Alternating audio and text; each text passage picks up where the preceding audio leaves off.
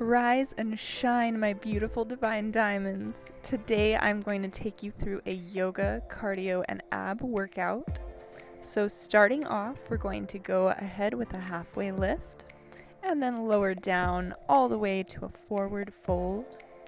And then you're going to just repeat that a couple of times. Just get yourself going, stretch out a little bit. And then we are going to move into a downward dog. While you're in this pose, you can alternate your feet and kind of get a stretch through your back and your legs. Get your body flowing a little bit here. And you're going to move into plank and reverse back to downward dog. And I like to do this multiple times just to get my body going. It's also really great for the shoulders and the abs, just alternating between the downward dog and the plank.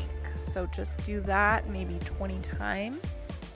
And then we are going to dip down into our chaturanga and up into Cobra Pose, back to downward dog. And now we lift up into high lunge crescent variation, which means that your back leg, you have your toes to the ground and your heel lifted. And now you're going to move back to chaturanga, up to Cobra Pose and downward dog. And now you're going to reverse. So your other leg comes forward, you're doing your crescent lunge again, back heel is lifted off the ground, and just stretch up with your arms.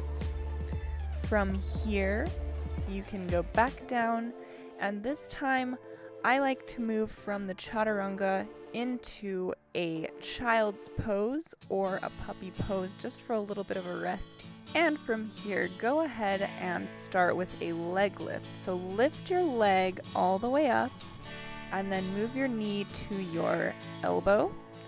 Lift your leg again, move your knee to your nose. Lift your leg a third time and move your knee to your opposite elbow.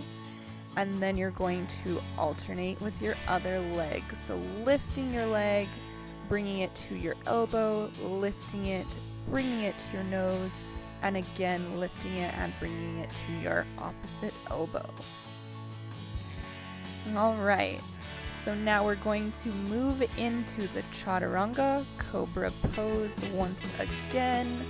Get yourself stretched out a little bit and moving down into your child's pose, puppy pose, whatever you prefer.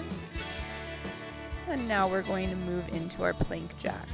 So as straight as you can get your body, that would be ideal, but you're just going to move your feet out and in multiple times, and that is the plank jack. Really good for your abs and your core. Now back to downward dog and moving into warrior one once again. Okay, so the difference here is that your back heel is to the ground at a 45-degree angle, and that's what makes it different. Chaturanga, Cobra Pose once again, and we're going to alternate with warrior one on the opposite leg. And once again, the heel is down, 45-degree angle to your foot there. So lift up your arms, give yourself a nice stretch. And chaturanga again, Cobra Pose, moving back into your puppy pose. So this is a really good stretch for your back and shoulders. And now we're going to move on to our mountain climbers. So with the mountain climbers, try to have a straight back, and you're just going to move opposite legs forward in a mountain climber style. And this is a really great cardio workout, really great to strengthen your core and get your blood flowing, get your body flowing.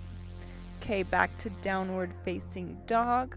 We're going to move up into warrior one again. As you can see, the back heel is to the ground. And then you're going to actually move into warrior two. So warrior two, extending your arms, going into reverse warrior. So this is a great back stretch. If you want, you can extend your arm higher.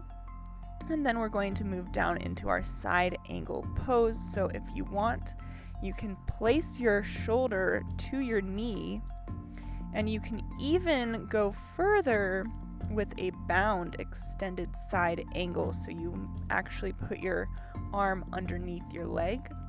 Moving up to triangle pose. So you want both legs straight here, and then you want to lift up your arm all the way up. So try to be as vertically placed with your shoulders as possible.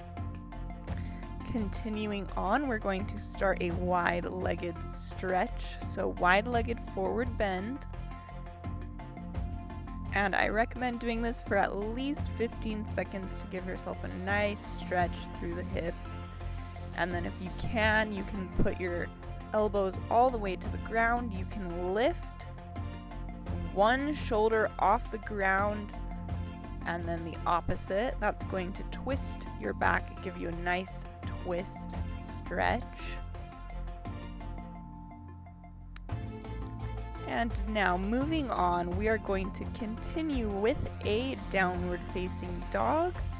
We're going to actually go into the opposite leg now. So you're going to go into your warrior 1 with the other leg, shifting into warrior 2, extend your arms, and then shifting into reverse warrior. So lifting that front arm all the way back, giving yourself a nice back stretch.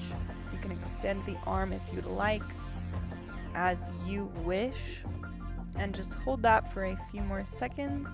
Moving forward into your side angle pose, where you are actually going to meet your shoulder to your knee, and then you're going to do the bound extended side angle if you feel comfortable doing so. So stay in that stretch for a little bit, feel it out. And now we're going to move on to the triangle pose. Once again, both arms are straight, shoulders are stacked in a vertical position, and you can look either up or down. It's totally fine either way. And now we're going to release for a few moments here.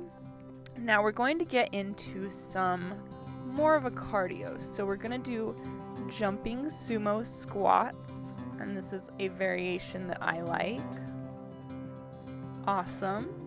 And just keep on jumping. Make sure that you keep your knees behind your toes.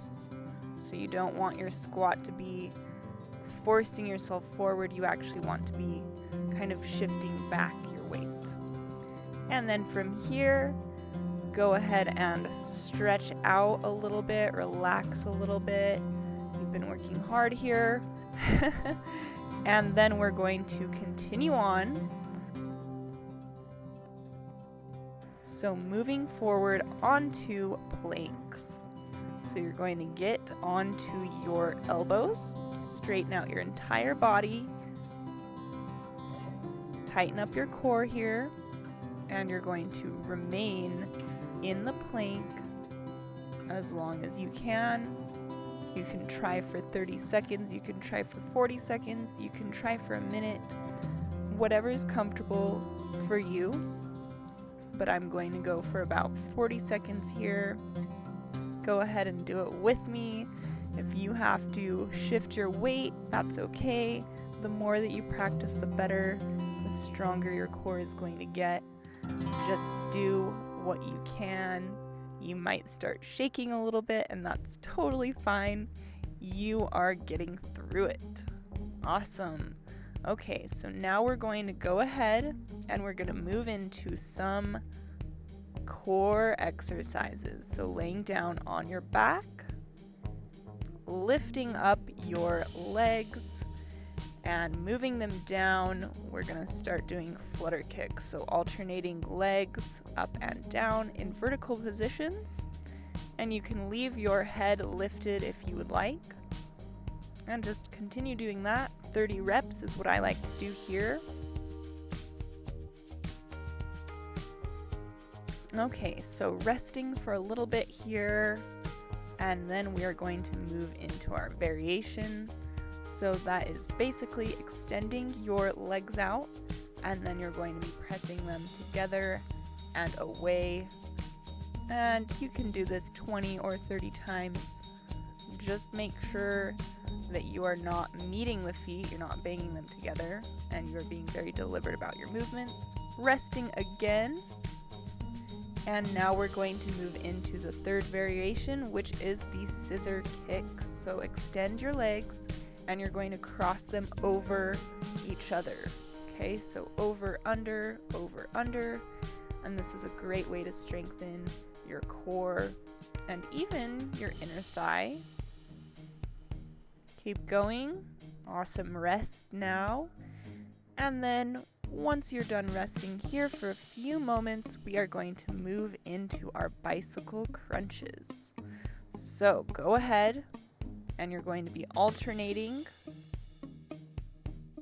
elbows to knees. Okay, so alternate elbows to knees. Keep your legs straight out as you extend them.